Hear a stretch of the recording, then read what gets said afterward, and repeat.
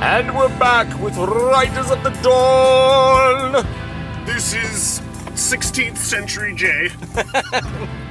This is 16th Century Stu. And today we will be talking about carrier pigeons. Twitter.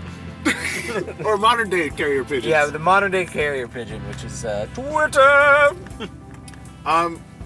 We had planned on talking about something completely different.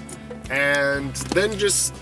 We started talking about Twitter. Yeah, so we decided that maybe we need to just talk about Twitter. So this is going to play into marketing, right? Yeah. So Twitter is, I think the first time I actually was convinced to get on Twitter as an indie author was another writer friend of ours had approached me. He's like, "Yeah, Twitter's really cool. It's like the watering hole for not watering hole it's like the office." Oh, the water cooler. Water cooler, where you just go and you like talk shop and it's really cool. And I said, oh, well, that sounds interesting. It'd be nice to like talk to other authors and this and that. That experience does not exist. I have not had that experience. And what I've noticed is that, especially since we've been doing this podcast, is I've been getting a lot more Twitter followers, which is cool. It's always nice. And if you're a new follower, I appreciate it. But what I feel like is the majority of people who end up following you are just robots. Yeah, it's just endless waves of robots. It's like the dream of a bot planet. Yeah. It's like you're in the Matrix in there. But more specifically, I mean, there are bots that just send out follows because people like to follow back. You talk about the same things, and so they want you to follow back. And then they farm out these accounts that have high followers. Yeah, what you'll get is you'll get a follow, and you'll like, oh, who's following me? And it's a girl. It's got a picture of a girl, and the description is like, don't let life get you down. It's like, that is a robot, guys. That's not some 21-year-old girl. That's a freaking robot. And what they do is they just follow and get the follow backs and, just delete, unfollow anyone that hasn't followed back after a certain amount of time. And just farm up the account until it has 100,000 followers. Then they like mass unfollow and sell the account. So they sell the account to marketers, because marketers look at that and they're like, okay, but I don't know how much they sell the account for because it's stupid and shady. And it's, but they sell the account, and then the marketers will change the name of the account and then start spamming out some ads like there's no tomorrow until the account is completely empty of all followers. Yeah. But what I've noticed is that a lot of times, if you're on Twitter and you're active on Twitter, then you are the person who I and even yourself should want to follow you, because what's important about Twitter is the engagement. So you might have, you might see someone who has... What's important about anything. About anything, yeah. About, if you want to sell books, you want to have engagement. If you want people to watch your YouTube videos, you want engagement. Yeah. So if you see someone who says how to get 100,000 Twitter followers, and you look and that person has 100,000 Twitter followers, and then you look at that tweet and there's no engagement on it, then those metrics are worthless. Yeah, the followers are worthless. And so I don't know, maybe the ad bots don't realize, people running the ad bots don't realize this. But any sensible person will realize it. There's an author, I just follow indie authors, especially if they follow me, because I'm like, whatever, I'll follow back and see what they're about, and then now my Twitter feed is full of garbage. But it's interesting because I see all the bad book covers and I know what not to do, right? Right. But anyway, so there's an author, and he has a book like how to make 100,000, how to get like 120,000 Twitter followers or something, or how to get 100,000 Twitter followers, 0 to 100,000, and he has like 120,000, and he follows 120,000. So when there's that 1-to-1 ratio, that it's like BS, basically. This is a follow back situation. Yeah, this is a no engagement, nobody cares about you situation. Yeah, and not only that, but your feed becomes unusable. Yeah, 120,000 people, you can't have a feed unless you're hiding all of them. Yeah. Every person you follow, you hide. Like, what's the point? Like, I can't believe Twitter lets you do that. It's like, hide this person's things. It's like, why are you following them? Why are you following them? Yeah, you're inflating metrics, which is pointless. Yeah, because the point is to actually engage a person.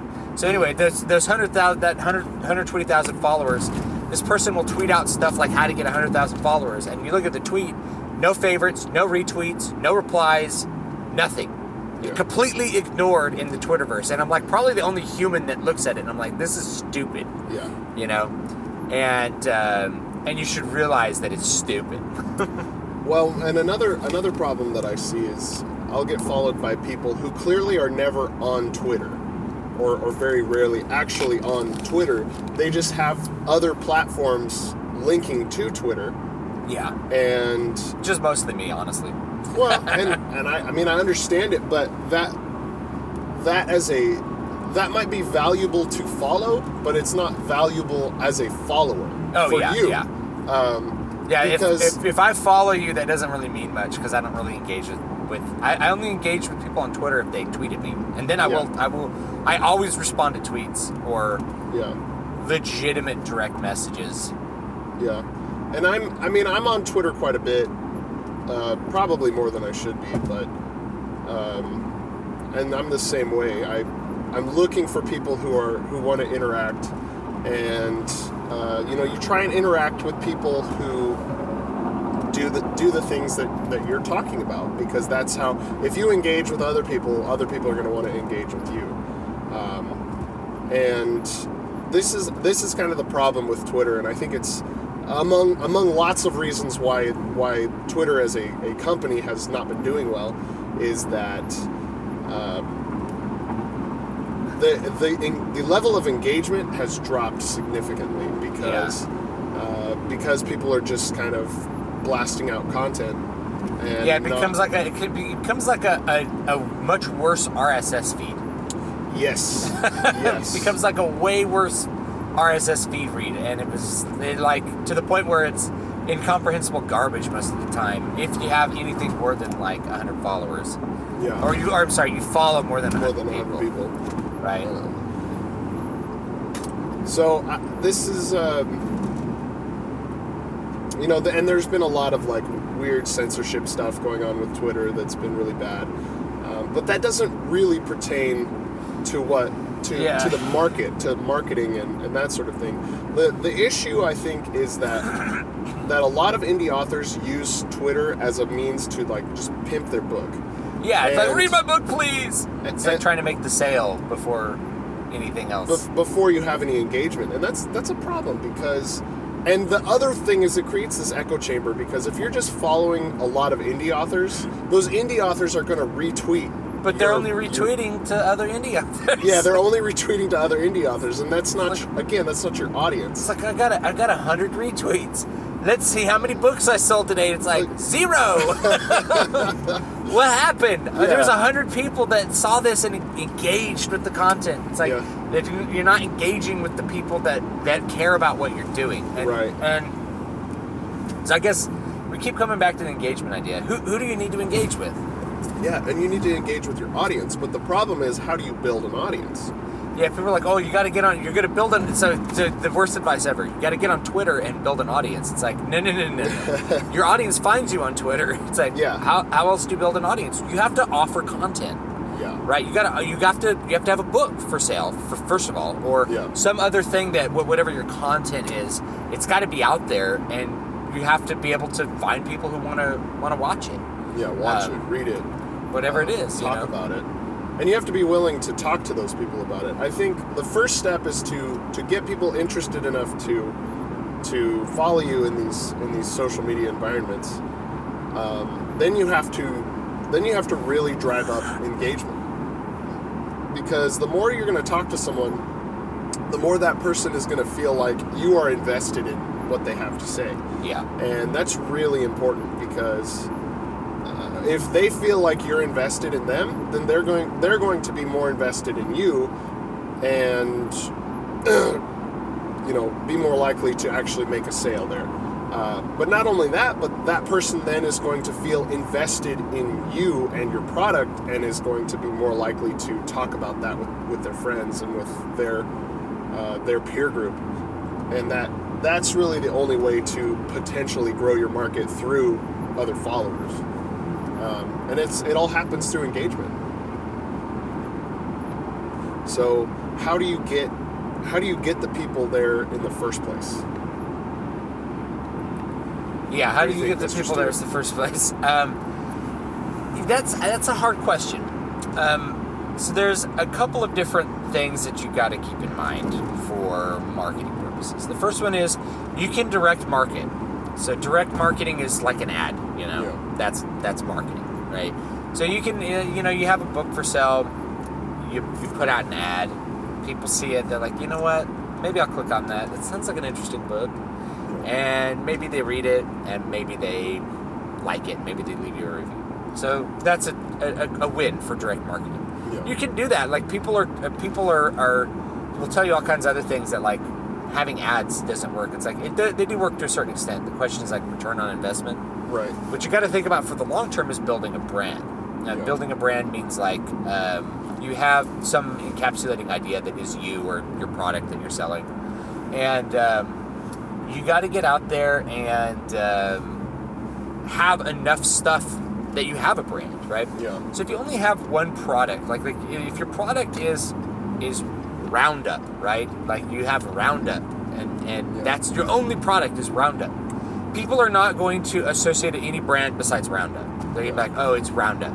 They get back, wait, we're Monsanto. We do all these other stuff. We genetically engineer corn. It's like, oh, but all I ever saw was Roundup. So, but because Monsanto has like millions of other things that they do, they have a brand that is universally detested. But they have a brand, right? And that's you have to have more than one thing. Yeah. And you can, of course, run promotions and things like that to get people interested that aren't in your sphere of like people who are actually interested in what you do, like a sphere of fandom. So you can give away your book for a couple days, see how that works. I'll usually do that a couple times a year. I'll throw out one of my books for free, like the ebook, and then I might have a giveaway for like a paperback to kind of just generate some interest. That's actually a pretty low cost way of running a direct ad, because it's like a direct ad. People like to share free crap, and then at the end result, people have the product in their hand, and maybe if they got it for free, this is a psychological thing. If you give somebody something for free, they will want to return the favor. So if you guys run a store and someone walks into the store and you're like, here's a free gift, they're going to want to buy something at the store as a means of reciprocating that. It's like a cultural thing, especially here in the West. It's like they now feel obligated to buy something because they got something from you. It's like if somebody walks into a store and you hand them $1, chances are they're going to spend that $1 in the store and then some. Like it's a really, really good working marketing technique. The problem is getting them in the store, Well, and I think I would temper that with if you give a mouse a cookie, you want to make sure that you're not just giving your product away, because if you have followers and you're like, oh, here's my book for free, and they're like, oh, okay, well, this guy who I think is kind of interesting, or this gal I think is kind of interesting, is giving their book away for free, I'll read it, or I'll try and get this for free, and they buy it, and they have no investment in reading it because they didn't pay for it, so it might just sit on their e-reader and they never read it. Nothing happens. Then they won't. You will still have no engagement. You come out with another book and they're like, oh well, sometimes they run promotions, so I'll just wait till it's sell. They run. A promotion. Yeah, that's a good point. I'd consider that angle, and there's probably some truth to that. I've kind of learned those lessons. Like if you give something away for free, people feel entitled sometimes. Yeah. People feel entitled that it's like, why haven't you come out with this other video in your free video series on how to play this complicated piece? It's like, I don't have that much time to make guitar content. It's hard it's hard for me to find the time to sit down and like make a good video with like that. And it's like, well, you know, why can't you do it? It's like, I'm doing something for free, guys. Yeah. Can you like have a little empathy for someone doing something for free to try to improve the world? Yeah. Well, this is again, even if you do a giveaway, you have to have followers. You have to have people who are interested in the product in order to do a giveaway. Yeah. Unless you're also doing direct marketing, then you're spending a bunch of money. You're spending money on direct marketing. Then you're spending money on giving your product away for free. The advice that I've gotten from people who actually know what they're doing is, if you're spending a lot of money on a direct marketing campaign, or you know, if you're spending a lot of money on an ad campaign, you're not going to see the return on investment you will unless you have a brand for those people to interact with once they see the ad. Yes. So, you know, if you have one book, you can spend a bunch of money and you might get people to buy that book. And then as soon as you stop running the ad, your sales will drop off. Yeah. And you're like, okay, so there's obviously like a direct correlation between running an ad and selling a book. I'll tell you right now, I don't run ads on my books at all, and I sell books every day. What? Wait, why? It's like, well, because at this point it's organic. I have people that see my content on YouTube, and then they go down the long tail, and then they maybe buy a book, right? And a small percentage of them buy a book, but it's enough that I'm selling. So I sell copies all the time of various books, and at that same time, because once they see it, they see, oh, there's a brand. It's not just like a book, Yeah. right? There's a book. There's another book. There's an audiobook. There's a third book. Yeah. There's videos. There's blogs. There's look at all this websites. stuff. There's podcasts. Like, there's a whole brand that is David Stewart. Yeah, and part of that is consumer confidence. Yeah, you're trying to build consumer confidence. Yeah, and if you only have one product, people are going to look at it and say, "This guy's a nobody. I'm not going to take the risk, even if that risk is minimal. You know, even if it's 99 cents. If you go to someone's author page and they have one book, they're going to say, no, I'm not going to. Yeah, this guy's it looks like an amateur. Yeah, but if you go to someone's page and they've got 20 books, like, wow, this guy does a lot of stuff. Wow, look at all the stuff that this person does, and why haven't I heard of this guy? Yeah, so then it really warms my heart when people will say something on YouTube. It's like, how come I've never heard of you? Yeah, how come I've never heard of this person? You know, how come I've never heard of you before? How come I don't have this? You know, or like, how come I've never heard of you before? Because that says to me, it's like the value relative to the expectation is so high that they have to like comment and say like, yeah. I can't believe that you only have like 5,000 YouTube subscribers. Yeah. Instead of 5 million, right? And that says to me that like that person sees a lot of quality in what I do, and then like I've engaged someone, you know. And so talking about social media, this is not a writer, but you know, the company that makes my hearing aid is a company called Oticon, and they're Swedish, and they actually run a really, really good. They really understand social media for their market, and their market is people with hearing loss. They all have something in common, and their social media platform is not about spamming out ads, and it's mostly because the people who have hearing loss are going to seek out people who have the solution to that problem. So you don't need to spam out ads on Facebook, right, and create a market. The market exists. Instead, like pretty much their entire social media stuff is connecting with people, asking them questions, helping them find a doctor, helping them find this, helping them find info, letting them tell their story, and like it's a very, very personal thing. And people who deal with this company, they feel really personally invested in the company, and that the company's personally invested in them. They're selling an expensive device, and the other end of that device is a person whose life is enhanced by that device, and that's the idea that they're selling. They're selling like your life will be enhanced, and we want to improve your life, and they do. And so the more that cycle goes on, the more connected people are with that brand, and and they feel like that brand actually cares about them. And that's kind of what you want as a writer, is you want to feel like you really care about your readers. So anytime somebody takes the time to like send you a message, you should probably respond to it. I can't respond to all my YouTube comments, but I respond to a lot of them. As long as they're like sane and manageable for me to respond to. Some people write like walls of text that are indecipherable, in which case you're like, thanks for watching. But other times it's like people ask a question, I always try to answer it. People ask me to talk about something on a video, try to do it. That's engagement. And so you by doing that, you are creating a relationship with the person on the other side of that. And I'm not doing that to manipulate the person, by the way, if any of my YouTube subscribers are watching. It's not what it's about. It's about meeting other people who are interested in what you're doing, and I want to be interested in what they're doing too, and I want to be able to meet their desires as consumers and their desires as friends even, you know.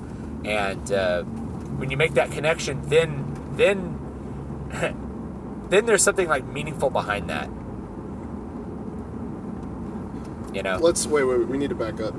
You have people who are friends with you other than me?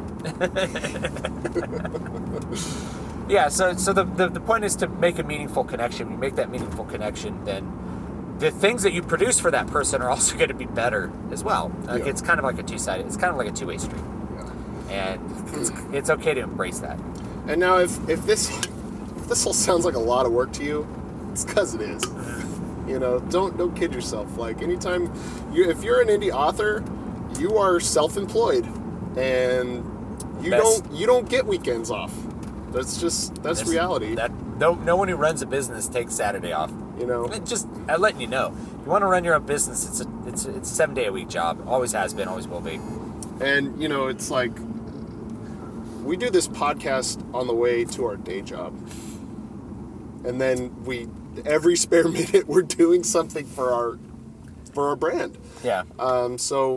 So you need to kind of think about that if you want to make this work, and if that doesn't sound appealing to you, and maybe then this is what you need to hear too.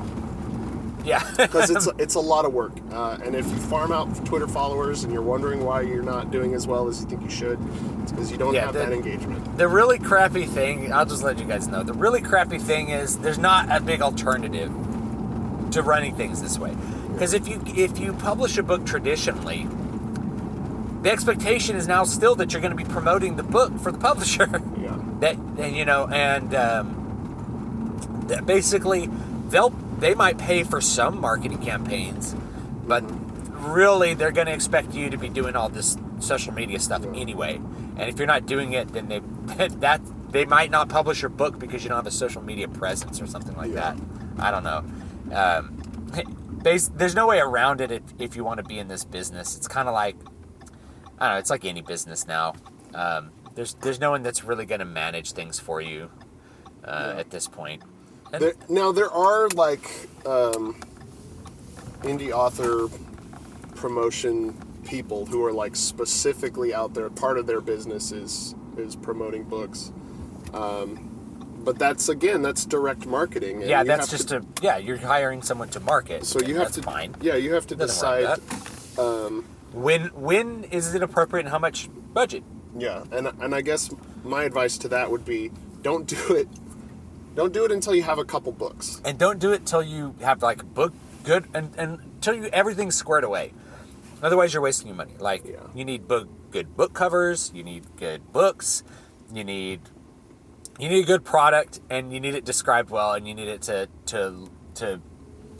get the consumer to buy it once they click the ad. That's really important. I think we're about out of time, unfortunately. Yeah. So here's the last thing I'll say about Twitter.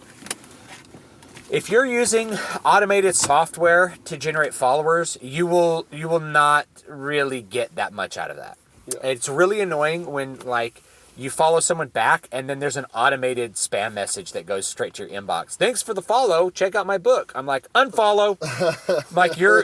Like anything that's automated, I don't want to interact with as a consumer, and other consumers feel the same way. Yeah, they are not interested in automatic anything. Yeah, that's the truth. Search your heart. You know it to be true, right? just when you're marketing, think about yourself as a consumer, and that's really going to help guide you. All right. So this has been Stu. This is Jay. You've been listening to Writers of the Dawn. You can find me at dbspress.com, at davidvstewart.com. You can find me at matthewjwellman.com. Email the show, stu@davidvstewart.com. And we'll see you guys next week.